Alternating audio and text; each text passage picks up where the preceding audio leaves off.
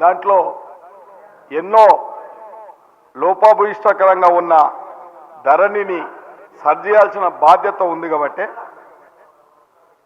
రోజు ధరణి రైతుకు పెద్ద గుదిబండగా మారింది అధ్యక్ష.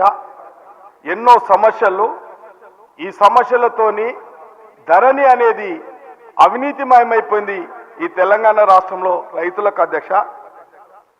అదేవిధంగా ఈ వ్యవస్థనంతా క్షేత్రస్థాయి నుంచి ధ్వంసం చేసి వాళ్ళ అవకాశాన్ని తీసుకొని ధరణి అనే దాన్ని వాళ్ళ ఇష్టానుసారంగా ప్రజాక్షేత్రంలో కానీ ప్రజల అభిప్రాయాన్ని కానీ రైతులను కానీ గ్రామ స్థాయిలలో ఎక్కడ వారి దృష్టికి తీసుకుపోలేదు అధ్యక్ష.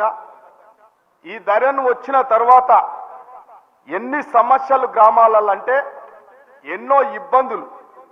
ఇలా క్షేత్రస్థాయిలో తండ్రి చనిపోతే కనీసం ఆ పొలాన్ని విరాసత్ చేసుకోవాలని ఆలోచన చేస్తే కూడా ఎక్కడ ఆప్షన్స్ లేవు అధ్యక్ష. ఇప్పటి వరకు కూడా ఆప్షన్స్ లేవు. అన్నదమ్ముల మధ్యలో సమస్యలు, ఎన్నో సమస్యల వల్ల ఈ ధరణి వల్ల ఇలా ఎంతో మంది సమస్యలు ఎదుర్కోలేక చనిపోయిన దాఖలాలు కూడా ఉన్నాయి. వారి కుటుంబాలకు అవసరం కొద్దీ కొన్ని పొలాలు అమ్ముకుందాం అనుకొని సమస్యలు పరిష్కరించుకుందాం అనుకుంటే కూడా ప్రొహిబిటెడ్ అని చెప్పి చిన్న ఒక్క సర్వే నెంబర్కు చిన్న సమస్య ఉంటే ఒక 10 ఎకరాలు ఉంటే ఒక సర్వే నెంబర్లో 10 ఎకరాలు ఉంటే వద్ద ఒక ½ ఎకర్ డిస్ప్యూట్ ఉంటే కూడా ప్రొహిబిటెడ్ అని వచ్చి ఆ సమస్య వల్ల ఆ కుటుంబము ఆ రైతు సమస్య తీరలేకపోతుంది అధ్యక్ష.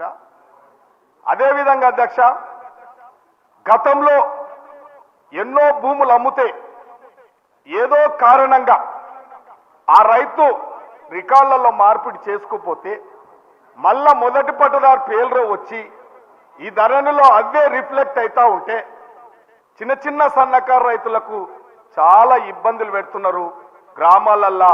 ఇది మేము చూస్తున్నాం అధ్యక్ష. గతంలో ఎన్నికలలో కూడా చెప్పడం జరిగింది. అవును అధ్యక్ష, ధైర్యంగా చెప్పగలుగుతున్నాం. ధరణి అనేది ఒక దరిద్రం పట్టుకుంది రైతుకు. ఇవాళ దాన్ని మార్పు కావాల్సిన అవసరం ఎంతైనా ఉంది కాబట్టి ఇవాళ గత ప్రభుత్వాలు భూసేకరణ చేసి ఇండ్ల స్థలాలని చెప్పి పట్టాలు ఇస్తా కూడా ఆ ఇండ్ల స్థలాలలో ఇలా కాపురాలు చేస్తూ ఉంటే కూడా మళ్ళా పట్టదారు పేర్లు రిఫ్లెక్ట్ అవుతున్నాయి అధ్యక్ష. అంటే కుక్క కోళ్ళ సమస్యలు ఇలా దీనికి పరిష్కారం ఎక్కడ లేదు. ఏదైనా చిన్న సమస్య ఉన్నా కూడా ఏ వేదిక కాడికి పోయి ఏ కార్యాలయం కాడికి పోయి ఈ సమస్య తీర్చుకుందామని రైతు ప్రయత్నం చేస్తూ ఉంటే ఎక్కడ రైతు పరిష్కారాలు లేవు అధ్యక్ష. ఎన్నో దాఖలాలు చూసినాం, ఎన్నో సమస్యలు చూసినాం. ఎంఆర్ఓలను రైతులు తిరిగి తిరిగి యాసపడి ఆక్రోశానికి గురై ఎంఆర్ఓల మీద పెట్రోలు యాసిడ్లు పోసి అంటిపెట్టిన దాఖలాలు ఉన్నాయంటే గత చరిత్ర చూడండి అధ్యక్ష. ఎవరైనా ఒక గ్రామ పెద్దలు ఉంటే ఆ గ్రామంలో ఒక భూ సమస్య వస్తే పరిష్కారం సచివాలయాల కల కానీ రచ్చబండ కల కూర్చొని కానీ పరిష్కారం చేసేవాళ్ళు. గతంలో అధ్యక్ష, పురాతన కాలంలో పెద్ద పెద్ద రైతులు ఏదైనా అవసరానికి చిన్న రైతులు కొంటే సాదా బయానాంల మీద రాసిచ్చేవాళ్ళు. కొందరైతే మాట ఇస్తే మాట మీద ఉండేవాళ్ళు. ఇలా సాదా బయానాలు కూడా రాజశేఖర రెడ్డి గారు ఉన్నప్పుడు సాదా బయానాంలు కూడా 13B కింద ఎన్నో పార్టీలు ఎన్నో పట్టాలు మార్పిడైంది. రిజిస్ట్రేషన్ ఫీజులు లేకుండా చిన్న చిన్న రైతులకు కూడా ఇలా ఆ రోజు పట్టాలు ఇవ్వడం జరిగింది అధ్యక్ష. ఈరోజు ధరణి తెచ్చుకున్నది ఎందుకంటే కొందరు పెద్దలు పెద్ద పెద్ద భూకంపాలు చేసుకొని ఆ కాలంలో కొన్ని జిల్లాలలో పొలాలన్నీ చిన్న చిన్నకారు రైతులకు అమ్మొచ్చి హైదరాబాద్లో రాజకీయాలు చేసుకుంటా వ్యాపారాలు చేసుకుంటా ఉంటే వాళ్ళకి తెలియక ఆ భూమి మార్పిడి చేసుకోలేక ఇవాళ ఈ దొరలు వచ్చినాక తెలంగాణలో ఈ దొరలు వచ్చినాక మళ్ళా ఆ దొరలు ఆ భూములను కాజేయడానికే ఈ ధరణి వ్యవస్థ తెచ్చి ఇవాళ రెవెన్యూ వ్యవస్థనంతా మార్పిడి చేసి వాళ్ళు ఏం చేసిరు అధ్యక్ష? ఇలా విలేజ్ విఆర్ఓలు పట్వారాలు ఏం చేసిరు అధ్యక్ష?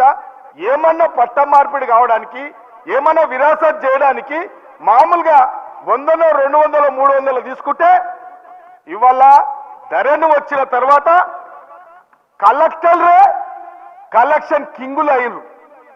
ఇవాళ ధరణి వాళ్ళు ఇష్టానుసారంగా భూములు కాజేయడానికే హైదరాబాద్ చుట్టూ కూడా కాజేసిర్రు.